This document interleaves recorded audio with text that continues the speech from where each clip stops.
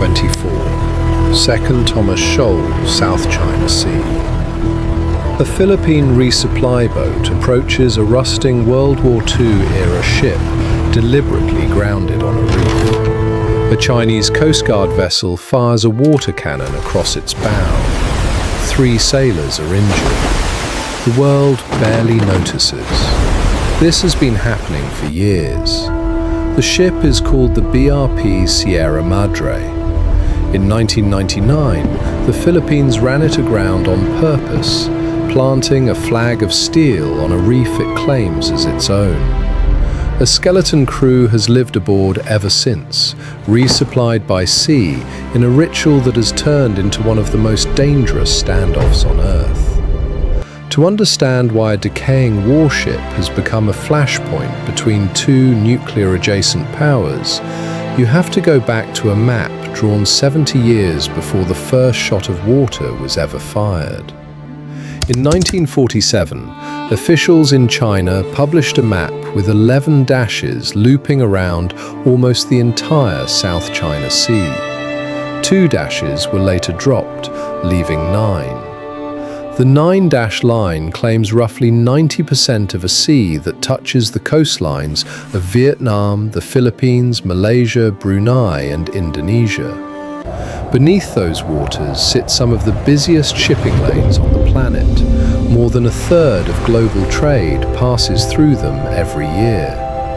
Beneath the seabed, geologists estimate billions of barrels of oil and trillions of cubic feet of natural gas. Above the water, some of the richest fishing grounds left on the planet. Whoever controls the sea controls the resources, the trade routes, and the ability to project military power deep into the Pacific. For decades, the dispute stayed mostly diplomatic. Then, starting around 2013, the strategy changed. Chinese dredgers began pumping sand onto reefs in the Spratly Islands, turning submerged rocks into man-made land. Fiery Cross Reef, Subi Reef, Mischief Reef. Within a few years, these became islands with runways long enough for fighter jets, with harbors, radar arrays, and surface-to-air missile batteries. Satellite images tracked the transformation month by month. What had been coral became concrete. In 2013, the Philippines took the dispute to an international tribunal in The Hague.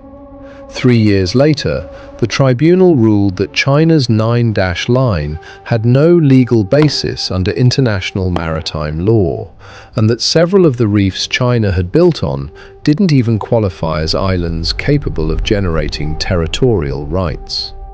China rejected the ruling outright, calling it void and without binding force. Construction on the artificial islands continued.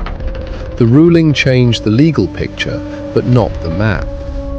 Vietnam has its own claims, rooted in centuries of recorded fishing and naval activity around the Paracel Islands. In 1974, Chinese and South Vietnamese forces fought a short naval battle for the Paracels, one of the only times this dispute has produced an outright military engagement. China won, and has controlled the islands since. In 1988, Chinese and Vietnamese forces clashed again near Johnson South Reef in the Spratlys. More than 60 Vietnamese sailors were killed. Vietnam still marks the anniversary. China still holds the reef. Malaysia and Brunei have quieter claims, largely tied to oil and gas blocks off their coasts, contested but rarely confrontational. Taiwan, separately, claims almost the exact same territory China does, an inheritance from the same pre-1949 maps, which makes the dispute even stranger. 2 governments who disagree on almost everything else agree entirely on where the line should be drawn.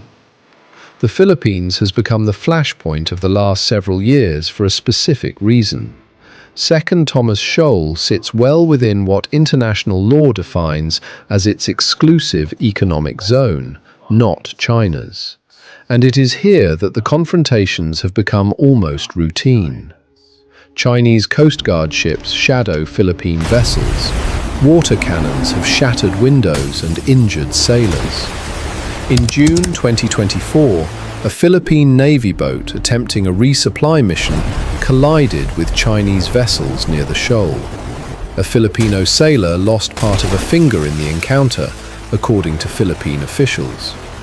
Video from both sides circulated within hours, each accusing the other of ramming first. The United States sits behind this dispute without directly entering it. Washington has a mutual defense treaty with Manila dating back to 1951 and has stated repeatedly that an armed attack on Philippine forces, vessels or aircraft in the Pacific, including the South China Sea, would trigger its treaty obligations. The US Navy conducts regular freedom of navigation operations, sailing warships deliberately through waters China claims as its own, asserting that international law, not unilateral declarations, governs who can sail where. Beijing calls these operations provocations. Washington calls them the defense of open seas. Both statements can't fully be true at once, and neither side has backed down. China's Coast Guard has grown into something closer to a second navy, some of its cutters larger than many countries' actual warships. Alongside it operates what analysts call the maritime militia, ostensibly civilian fishing fleets that gather in disputed areas, sometimes hundreds of vessels at once, anchoring in tight formations near reefs and shoals. Officially, they are fishermen. In practice, they function as a forward presence that complicates any response, because firing on a fishing boat carries a different weight than firing on a warship, even when the fishing boat never once drops a net. The dispute has also become a war fought in evidence. Every encounter is filmed, from helmet cameras, from drones, from the decks of Coast Guard ships, released within hours by whichever side believes the footage favors them. The Philippines live streams its resupply missions. China's state media publishes its own angle of the same incident, often within the same day. Two competing versions of the same 5 minutes at sea, each engineered to convince a different audience of who provoked whom. Meanwhile, the physical reality on the reefs keeps shifting in small, deliberate increments. Sandbars are cleared, buoys are placed and removed. In some areas, artificial reefs are being built along contested waters, using materials some experts believe are designed to make the shoals more visible above high tide.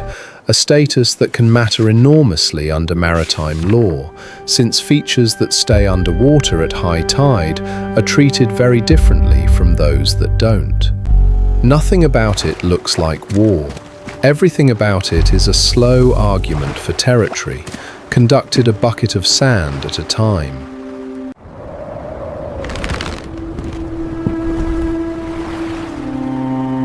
No shots from a warship have been fired here in decades. No treaty has technically been broken. And yet the Sierra Madre still sits rusting on that reef, its hull now so corroded that the Philippine Navy has openly worried it might collapse before any resolution is reached, forcing a decision nobody currently wants to make. Every few months, another water cannon fires. Every few months, another video goes viral, another statement is issued, another line in the sand gets a little more permanent. The map from 1947 is still being redrawn, one reef, one ramming, one summer at a time.